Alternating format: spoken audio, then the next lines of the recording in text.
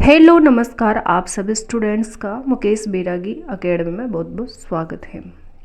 हम लुसेंट की सामान्य ज्ञान की बुक से जो 2024 का संस्करण है 17वां, उससे इंडियन पॉलिटी पढ़ रहे थे। ये बहुत ही अच्छी बुक है और ये सभी भर्ती परीक्षाओं के लिए उपयोगी है। जिस भी भर्ती परीक्षा में इंडियन पॉलिटी आता है उन सब भर्ती परीक्षाओं के लिए उपयोगी है, तो उन सभी स्टूडेंट्स के लिए उपयोगी है जिसमें इंडियन पॉलिटी आता है। तो इंडियन पॉलिटी के अंतर्गत आज का टॉपिक है केंद्रीय अन्वेषण ब्यूरो। केंद्रीय अन्वेषण ब्यूरो शॉर्ट में सीबीआई। केंद्रीय अन्वेषण ब्यूरो शॉर्ट में सीबीआई। केंद्रीय अन्वेषण ब्यूरो की उत्पत्ति भारत सरकार द्वारा 1941 में स्थापित विशेष पुलिस स्थापना से हुई है। केंद्रीय अन्वेषण ब्यूरो की उत्पत्ति भारत सरकार द्वारा 1941 में स्थापित विशेष पुलिस स्थापना से हुई है। सीबीआई की स्थापना 1963 में गृह मंत्रालय भारत सरकार के एक प्रस्ताव द्वारा की गई थी।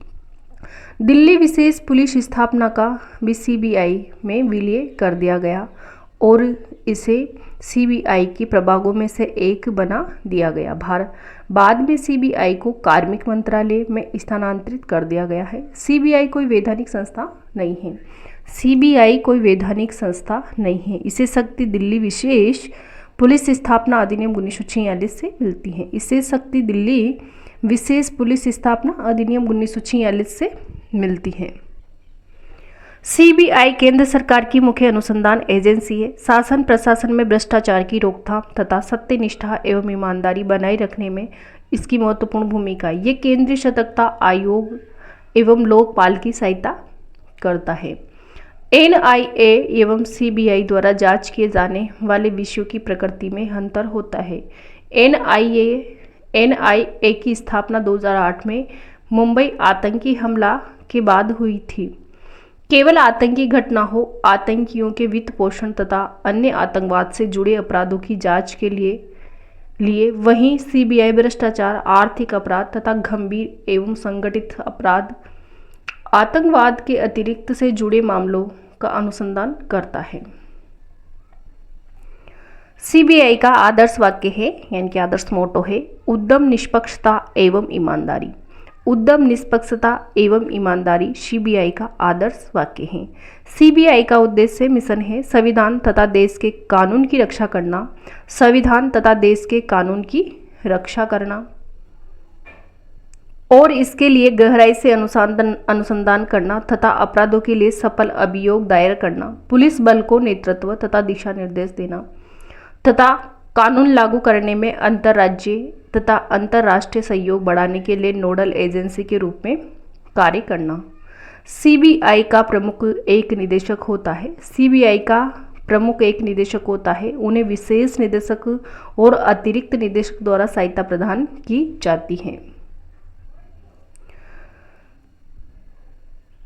सीबीआई भारत में इंटरपोल के नेशनल सेंट्रल ब्यूरो के रूप में भी कार्य करता है, यानी कि सीबीआई भारत में इंटरपोल के नेशनल सेंट्रल ब्यूरो के रूप में भी कार्य करता है। सीबीआई भारत सरकार की एक अनुशासनिक अनुसंधान एजेंसी है। सीबीआई भारत सरकार की एक अनुशासनिक अनुसंधान एजेंसी है जो भ्रष्टाचार, आर्थिक अपराध तथा पारंपरिक अपराधों के अनुसंधान एजेंसी है जो भ्रष्टाचार, आर्थिक अपराध तथा पारंपरिक अपराधों के अनुसंधान के मामले हाथ में लेती है। सामान्यतः ये केंद्र सरकार, केंद्र शासित प्रदेशों तथा उनके लोक उद्यमों के कर्मचारियों के भ्रष्टाचार के अनुसंधान तक अपने को सीमित रखती है। यह हत्या, अपहरण, बलात्कार आदि जैसे गंभीर अपराधों के मामले में भी राज्य सरकारों द्वारा संदर्भित किए जाने पर हाथ में लेती हैं। ऐसे मामले उच्चतम न्यायालय द्वारा निर्देश प्राप्त होने पर भी हाथ में लेती है। नोट: केंद्रीय सतर्कता आयोग का गठन संतानम समिति 1962-64 की सिफारिश पर की गई थी। केंद्रीय सतर्कता आयोग का गठन संतानम समिति 1962-64 की सिफारिश पर की गई थी। इसका गठन तत्कालीन लाल बहादुर शास्त्री ने किया था। गठन के समय यह न तो एक सांवेदिक संस्था थी, नहीं संवैधानिक। गठन के समय न तो एक सांवेदिक संस्था थी और नहीं संवैधानिक। बाद में से केंद्रीय सतर्कता आयोग अधिनियम 2003 द्वारा वैधानिक दर्जा दिया गया। बाद में से केंद्रीय सतर्कता आयोग अधिनियम 2003 के द्वारा वैधानिक दर्जा दिया गया। अगला टॉपिक है भारत की संचित निधि, अनुच्छेद 266 वन। अनुच्छेद 266 वन में भारत की संचित निधि का उल्लेख है। 266 वन भारत की संचित निधि भारत सरकार को प्राप्त सभी राजस्व जैसे आयकर, निगम, आयकर सीमा शुल्क, उत्पादन शुल्क, ट्रेजरी बिल जारी करके लिया गया ऋण, आंतरिक एवं बाह्य ऋण, दिए गए ऋण की अदायगी से प्राप्त राशि आदि की एक निधि है जिसे भारत की संचित निधि कहा जाता है। संचित निधि में से कोई धनराशि संसद द्वारा विनियोग विधेयक पारित कर दिए जाने के पश्चात ही निकाली या व्यय की जा सकती, अन्यथा नहीं। अनुच्छेद 114 के अनुसार, अनुच्छेद 114(3) के अनुसार अतः विनियोग विधेयक को हर हालत में नए वित्तीय वर्ष के प्रारंभ में 1 अप्रैल से पहले पारित करा देती है, किंतु कभी कभी ऐसी परिस्थिति आ जाती है जब बजट प्रक्रिया 1 अप्रैल से पहले संपन्न नहीं हो पाती। इसके लिए जब तक बजट प्रक्रिया पूरी नहीं की जाती है उसी दौरान व्यय के लिए लेखानुदान पारित कर धन की व्यवस्था की जाती है। यानी लेखानुदान सरकार के व्यय पक्ष से संबंधित होता है जो बजट प्रक्रिया पूरी न होने के चलते व्यय की व्यवस्था करने के लिए पारित किया जाता है। लेखानुदान का प्रावधान स्थायी एवं अस्थायी दोनों प्रकार की सरकारों के द्वारा किया जाता है। लेखानुदान का प्रावधान स्थायी एवं अस्थायी दोनों प्रकार की सरकारों के द्वारा किया जाता है। नोट है, चुनावी वर्ष में लोकसभा के विघटन से पहले और नई सरकार के गठन होने तक वित्तीय वर्ष के एक भाग के लिए व्यय की व्यवस्था के लिए अंतरिम बजट का प्रावधान किया जाता है। लेखानुदान अंतरिम बजट के बीच अंतर यह है कि लेखानुदान पारित करने का कारण व्यय के लिए धन की व्यवस्था करना होता है, जबकि अंतरिम बजट में व्यय एवं प्राप्तियों दोनों का विवरण होता है। अंतरिम बजट सामान्य बजट से इस रूप में अलग होता है कि उसे चुनावी वर्ष में नई सरकार के गठन तक की अवधि के लिए किया जाता है। आगे नई सरकार अपने हिसाब से बजट प्रस्तुत करती है।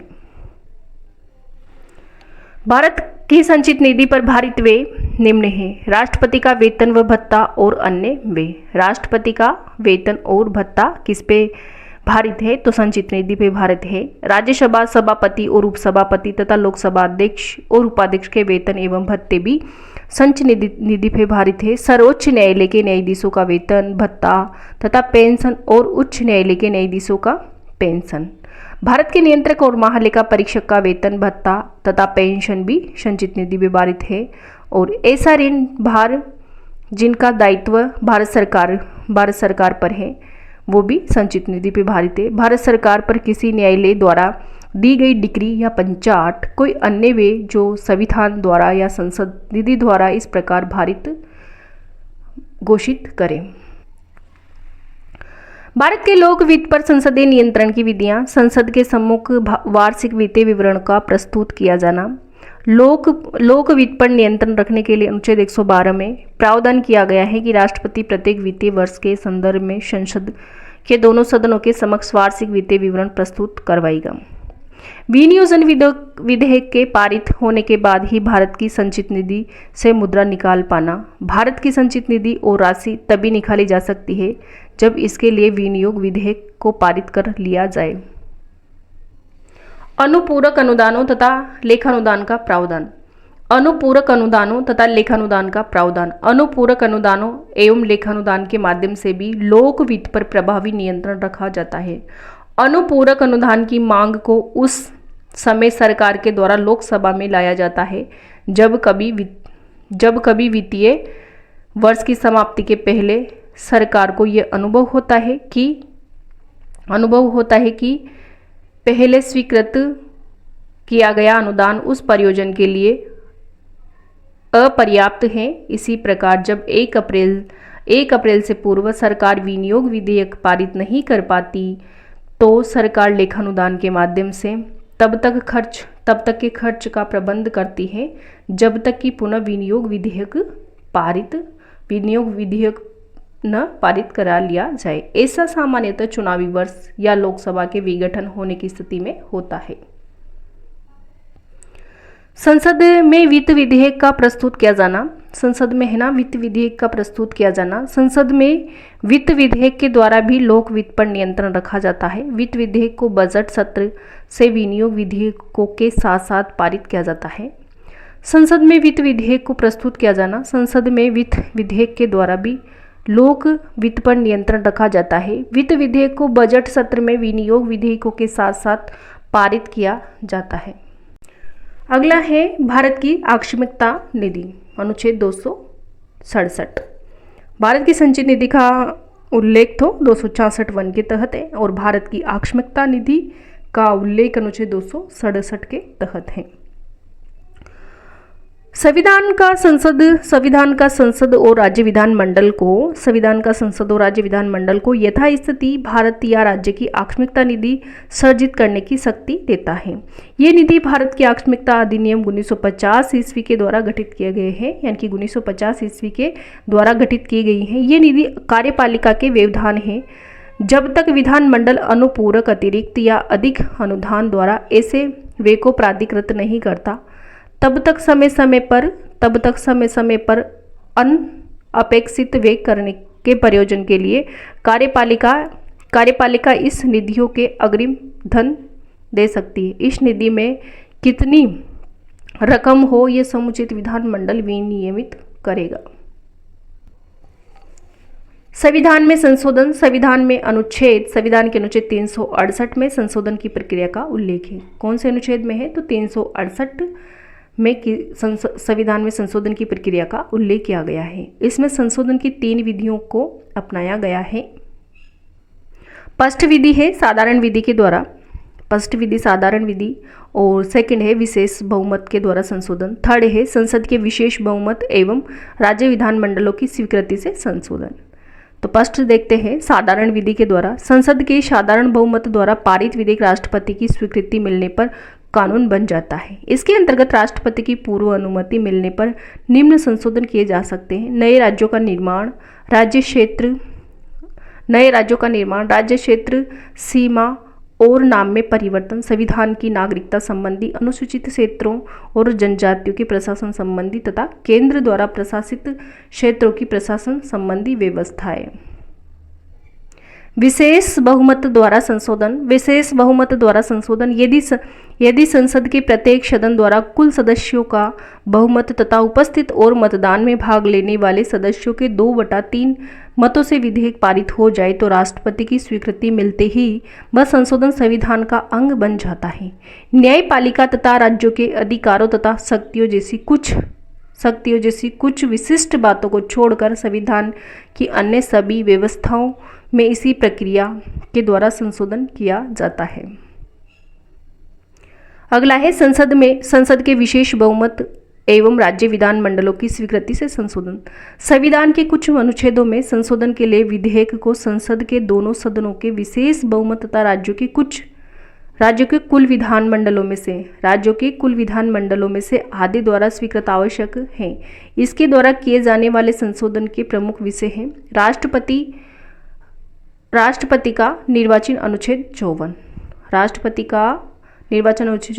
राष्ट्रपति निर्वाचन की कार्य पद्धति अनुच्छेद 55, संघ की कार्यपालिका शक्ति का विस्तार, राज्यों की कार्यपालिका शक्ति का विस्तार, और 5वां पॉइंट है केंद्र शासित क्षेत्रों के लिए उच्च न्यायालय, और 6 नंबर का पॉइंट है संघीय न्यायपालिका, राज्यों के उच्च न्यायालय और संघ एवं राज्यों के विधायी संबंध। 7वीं अनुसूची में कोई विषय और संसद में राज्य का प्रतिनिधित्व, और 11वां नंबर का पॉइंट है संविधान संशोधन की प्रक्रिया से संबंधित उपबंध। नोट है संविधान संशोधन विधेयक किसी भी सदन में पेश हो सकता है। संविधान संशोधन विधेयक किसी भी सदन में पेश हो सकता है। अगला है राष्ट्रीय विकास परिषद। राष्ट्रीय विकास परिषद योजना के निर्माण में राज्यों की भागीदारी होनी चाहिए। योजना के निर्माण में राज्यों की भागीदारी होनी चाहिए। इस विचार को स्वीकार करते हुए सरकार के एक प्रस्ताव द्वारा 6 अगस्त 1952 ईस्वी को राष्ट्रीय विकास परिषद का गठन हुआ। अतः यह न तो संवैधानिक निकाय है और न ही सांविधिक निकाय है। प्रधानमंत्री परिषद का अध्यक्ष होता है। योजना आयोग का सचिव ही इसका सचिव होता है। भारतीय संघ के सभी राज्यों के मुख्यमंत्री एवं योजना आयोग के सभी सदस्य इसके पदेन सदस्य होते हैं। राष्ट्रीय विकास परिषद का मुख्य कार्य केंद्र व राज्य सरकार और योजना आयोग के बीच सेतु की तरह कार्य करना होता है। नोट है के संतानम ने राष्ट्रीय विकास परिषद के सुपर कैबिनेट की संज्ञा दी। नोट है के संतानम ने राष्ट्रीय विकास परिषद को सुपर कैबिनेट की संज्ञा दी। अगला है भारतीय राज्य व्यवस्था में वरीयता अनुक्रम। भारतीय राज्य व्यवस्था में वरीयता अनुक्रम।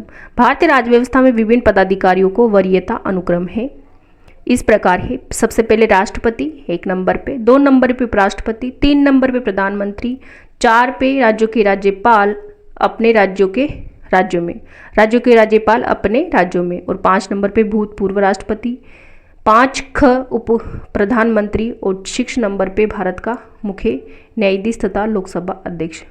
7 नंबर पे केंद्रीय कैबिनेट मंत्री, राज्य के न्यायाधीश तथा लोकसभा अध्यक्ष।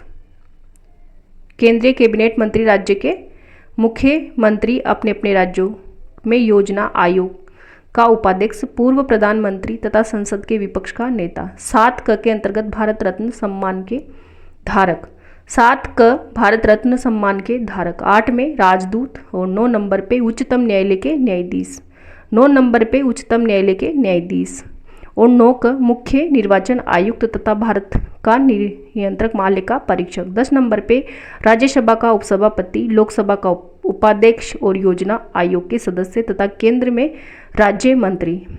11 नंबर पे भारत के महान्यायवादी, मंत्रिमंडल के सचिव, उपराज्यपाल अपने अपने केंद्र शासित प्रदेशों पे। 11 नंबर पे भारत के महान्यायवादी, मंत्रिमंडल के सचिव, उपराज्यपाल अपने अपने केंद्र शासित प्रदेशों में। 12 नंबर पे जनरल अथवा उनके समान रैंक वाले सेनाध्यक्ष।